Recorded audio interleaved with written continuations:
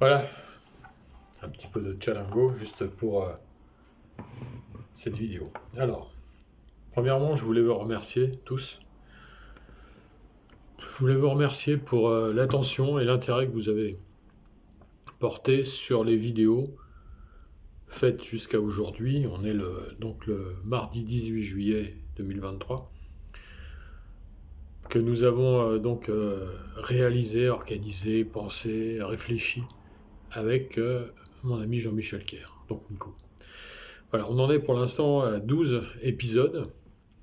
Et demain, mercredi 19 juillet 2023, nous devons enregistrer une autre session de plusieurs vidéos. Alors je ne sais pas combien, parce que la première, on en a fait 6, la seconde, on en a fait 7. Demain, ça devrait être à peu près pareil. Voilà, donc on va faire ça. Alors je ne sais pas sur quel sujet on va partir, parce qu'il y a encore beaucoup de sujets à aborder, évidemment, puisqu'il s'agit de la vie d'artiste de Jean-Michel Kerr, donc. Alors je précise que Kerr, ça s'écrit avec un Y, parce qu'il y a des gens qui mettent avec un I dans les commentaires. Attention, avec un I, c'est une ville en Égypte, c'est pas la même chose. Voilà, je dis ça parce qu'il y tient beaucoup, et bon, c'est normal, c'est son nom de famille, et je pense que pour les autres membres de la famille, dont certains ou certaines voient ces vidéos, je pense que c'est important aussi de mettre le bon orthographe. Voilà, donc c'était juste une précision, c'est pas très grave, mais bon, voilà, c'est mieux de le préciser.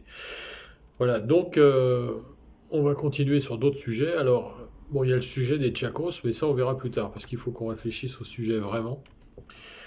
Il va falloir qu'on parle de Los Andinos, parce que ça c'est quelque chose qui est très intéressant également, parce que, en fait, pourquoi il y a eu Los Tchakos avec donc la famille Kerr principalement, mais il y a aussi Jean Bessalel, il ne faut pas oublier, qui est même l'un des deux créateurs de Los Tchakos, puisque les deux créateurs, je le rappelle encore une fois, c'est pas Jean-Michel Kerr qui a créé, comme beaucoup le disent.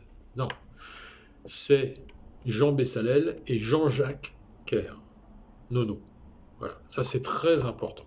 Voilà. Donc, les Tchakos, c'est la famille Kerr pour 3 membres. Donc Jean-Jacques, Anne-Marie, bien sûr, très importante, qui a également fait partie de Los Machucambos, je le rappelle ou je le précise pour les personnes qui ne le sauraient pas. Anne-Marie, Nani, a fait partie pendant plusieurs années, alors je ne sais pas exactement combien, il faudra qu'elle me le précise éventuellement, puisque je sais qu'elle regarde les vidéos.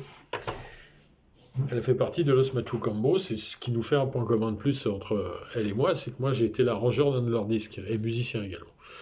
Donc c'est marrant, hein, comme les choses se recoupent comme ça au fur et à mesure des années, évidemment à des périodes différentes, puisque moi c'était en 95 et je pense qu'elle c'était bien avant.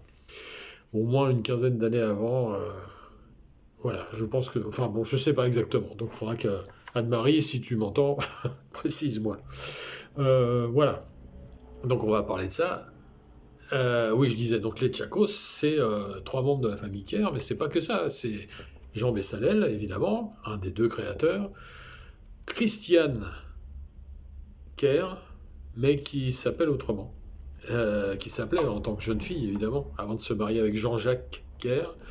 Et là, je le sais, mais j'ai un trou de mémoire. Donc il faudra aussi me le rappeler, parce que je ne suis qu'un passeur d'informations, je ne détiens pas le savoir des Tchakos ni de la famille Kerr. Hein. Non, non, pas du tout. Moi, je suis un ami depuis longtemps de Jean-Michel, de Mikou, de Marc-Olivier aussi, que je connais bien, qui lui est comédien, donc c'est le 4e membre de la fratrie. Je connais pas du tout Anne-Marie, que j'ai rencontrée vite fait. Je lui ai parlé au téléphone, voilà, c'est bien. C'est déjà pas mal, tu me diras. Voilà, on a un problème de distance, de kilomètres entre nous, mais bon, peut-être un jour on se rencontrera. On s'est rencontrés en fait dans des concerts des Tchakos, mais bon, ne la connaissons pas, je lui ai pas parlé. Malheureusement, j'aurais dû. Et, euh, et pareil pour Jean-Jacques, que je n'ai pas malheureusement connu. J'en ai entendu beaucoup parler, évidemment, puisque Miku en parle beaucoup, mais je ne connais pas. Voilà. C'est comme ça, c'est la vie. Et donc, pour terminer l'histoire des Tchakos, où il y a donc 3 membres de la famille Kerr, mais également Jean Bessalel, Christiane qui est devenue Kerr parce qu'elle s'est mariée avec Jean-Jacques, et il ne faut pas oublier Daniel Dermezin non plus. Voilà, donc c'est 6 membres qui ont fait toute l'histoire. Alors pourquoi les Chacos sont devenus à un moment donné Los Andinos? Je ne sais pas. Donc c'est pour ça aussi que j'espère que Miku va nous éclairer dans une prochaine vidéo, va nous expliquer le pourquoi du comment. Certainement une question de... Bon, vu mon expérience professionnelle euh, dans les milieux de la musique, donc professionnelle, je pense que c'est une histoire de contrat, d'exclusivité, de maison de disques. Bon, il y a un truc comme ça. C'est ce que j'imagine, mais peut-être j'ai tort, hein, on va voir. Et on va également aborder d'autres sujets qui sont, après avoir abordé beaucoup, là, dans les précédentes vidéos, on a abordé les disques produits par Pedro Leguizamón, donc qui ont amené quand même beaucoup de morceaux, 23 exactement, d'anthologie, comme je le disais, je le répète encore une fois, c'est vraiment pour moi et pour d'autres, hein, parce que j'ai eu beaucoup de commentaires, et je vous en remercie tous d'ailleurs. Continuez à commenter, parce que c'est très important. Pour moi, oui, mais aussi pour Miku, hein, parce que il n'a pas accès directement à vous répondre, puisque c'est ma chaîne YouTube, d'où partent toutes les vidéos, ou Instagram. Bon, voilà. Mais je lui en fais part, et éventuellement, on va voir si il peut vous répondre via mon téléphone, mon smartphone, ouais. Voilà. Bon, c'est une histoire de compte entre Meta, machin, Facebook, YouTube. Bon. Toujours pareil, les réseaux sociaux, on comprend jusqu'au moment où on ne comprend plus rien. Voilà. Ça, c'est ma petite touche personnelle au passage. Alors, je voulais dire également que nous allions aller, donc, Chacos, à un moment donné, on verra, Los Andinos, bien sûr, également les disques de Guillermo de la Roca, très important. Parce que là, il y a eu beaucoup de disques qui ont été enregistrés avec donc Jean-Michel Kerr comme membre, Daniel Dermozan souvent, et d'autres, donc on va essayer d'en parler. Et puis, ce qui va nous amener à un truc qui me tient vraiment à cœur, parce que je l'ai vu plusieurs fois et j'ai adoré. Ça s'appelait Cathédrale des Andes. Donc c'est un concept autour de l'orgue d'église, de vrai orgue d'église, hein. Je ne parle pas d'un orgue pseudo synthético machin truco où on appuie sur les tuchos, quoi. Voilà, c'est pas ça. Non, un vrai orgue d'église avec les grandes orgues et tout et tout. Et ça s'appelait donc pardon, Cathédrale des Andes, c'était génial. En plus, ça m'a permis d'avoir un ami, en plus de ceux que j'avais déjà, qui s'appelait Jorge, c'est dur à dire pour moi, Diaz Peñalosa, un personnage exceptionnel qui m'a énormément apporté au niveau du bombo, les güeros, de Argentina, au niveau du jeu, parce que je redis encore, je l'ai déjà dit plein de fois, mais je le redis, c'est mon truc. Le bombo leguero, c'est mon truc. C'est si vous voulez un jour un très très bon joueur de bombo sur scène qui sait jouer aussi bien assis comme le font certains, mais aussi debout parce que là il y a beaucoup moins de monde. Il y a Miku évidemment, il y en a certainement d'autres, mais il y a moi. Voilà. Donc petite publicité au passage pour aider les vieux artistes. Voilà. Bon, et ce personnage Jorge Diaz Peñalosa, fabuleux argentin, membre de Cruz del Sur aussi à une époque, et d'autres groupes, hein. Vraiment un gars génial, qui avait un restaurant à Boulogne, j'en ai déjà parlé. Je me souviens un jour, il m'avait invité à manger. Il m'avait mis une entrecôte, comme ça, minimum, hein, dans l'assiette. Un truc, ça devait faire 2 kilos, quoi, entrecôte. Grand souvenir, grand souvenir. Et donc je reviens à Cathédrale des Andes, alors l'orgue d'église avec Marie-France Boudet, superbe instrumentiste. Vraiment, l'orgue, c'est un truc fabuleux. Et alors, mélangé au Kena de Guillermo et de Miku, c'était magistral, avec le bombo, les güeros, la guitare, le chant. Voilà. Donc ça, il faut qu'on en parle, parce que ça, je l'ai vu beaucoup de fois. Bon, il faut dire que j'étais un peu pistonné, hein. J'étais invité partout, donc c'était facile de voir. Pareil pour les Chacos, hein. J'ai vu quand même pas mal de fois. Mais Cathédrale des Andes, j'ai vu beaucoup de fois, et c'était à chaque fois renouvelé un plaisir extraordinaire de passer du temps déjà avec des amis, et puis aussi d'assister à ce spectacle, de voir les réactions du public. Et c'est ça qui m'a donné d'ailleurs, je ne sais pas si je l'ai déjà dit ça, mais ça m'a donné l'envie de faire ensuite des spectacles dans les églises que j'ai fait tout seul. En fait, c'est la partie du milieu du concert de Cathédrale des Andes, parce qu'il y avait 3 parties dans Cathédrale des Andes. La première partie, c'était orgue, quena, etc. Troisième partie, pareil. au milieu, il y avait une sorte, pas d'entracte, mais de moment plus intime, juste entre Guillaume, Georges et Mikou. Et surtout, moi, ce qui m'avait vraiment marqué, alors quand c'était Guillaume, Georges et Mikou, c'était Kena, guitare et charango, ou bombo. Voilà. Mais moi, ce qui m'avait marqué, c'est quand il y avait que Mikou et que Georges.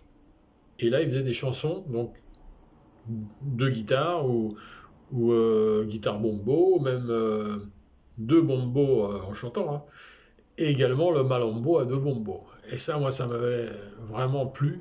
Et c'est ça qui m'a fait aller vers mon spectacle, à moi plus tard, hein, dans les églises en solo, où j'ai eu vraiment des moments exceptionnels avec la communauté argentine de Paris, j'en ai déjà parlé. Mais ça reste très puissant dans mon cœur. Et donc Cathédrale des Andes, c'est quelque chose de très important. Et je voudrais vraiment lui faire parler de ça. Lui qui nous explique comment c'est venu, qui a eu l'idée. Enfin bon, alors, tout ça, il faut réfléchir, c'est compliqué. C'est un travail en fait que nous faisons, totalement bénévolement, je le précise. Mais c'est un travail du cœur et de la mémoire, et ça c'est vachement important pour tous ceux qui sont aficionados de ce genre musical, comme moi et plein d'autres. Et je vois qu'il y a plus de gens qui s'intéressent, et même des gens qui avaient quitté le truc et qui reviennent, parce qu'ils ont entendu parler de ces vidéos. C'est très... c'est pas des millions, hein, c'est 3-4 personnes. Mais ça fait vachement plaisir de voir qu'on fait ça, qu'on se réunit, qu'on y pense entre Mikou et moi, et que ça donne de bons moments partagés avec plein de gens. Et vraiment merci, et continuez à commenter, et même plus, et parlez-en autour de vous, partagez, faites tout ce qu'il y a à faire, parce que tout ce savoir de ces époques-là est en train de se perdre, et c'est pour ça que j'ai voulu absolument le faire avec Jean-Michel. Je pourrais le faire avec d'autres, j'ai pas envie, je vous dis franchement, je connais d'autres personnes de cette époque-là, j'ai pas envie de le faire parce que c'est lourd, c'est très lourd. Et puis bon, là je suis dans l'affectif quand même avec Mikou, parce que c'est quelqu'un que j'aime vraiment beaucoup, et je sais que c'est important pour lui. Voilà, donc je dis pas que c'est pas important pour les autres, hein, mais pour lui, je sais que c'est très très très important. Donc j'ai voulu faire ça et vraiment m'y consacrer pleinement. Voilà. Sur ce, je vais vous laisser. Alors n'hésitez pas à commenter tout ça. Donc on va refilmer demain. Donc je remettrai des vidéos dans les jours qui viennent. Je sais pas trop comment, parce qu'il faut que après je les réécoute. Enfin bon, c'est un travail. Ça prend du temps, hein, je peux vous dire.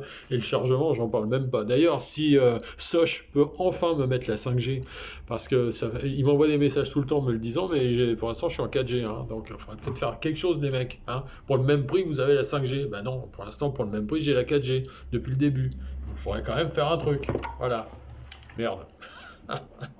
Bon, allez, merci. Hein.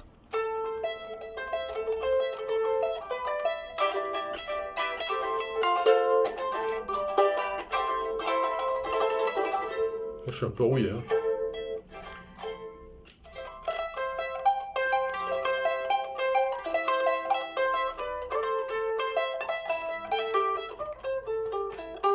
Bon, j'arrête là parce que je suis vraiment rouillé.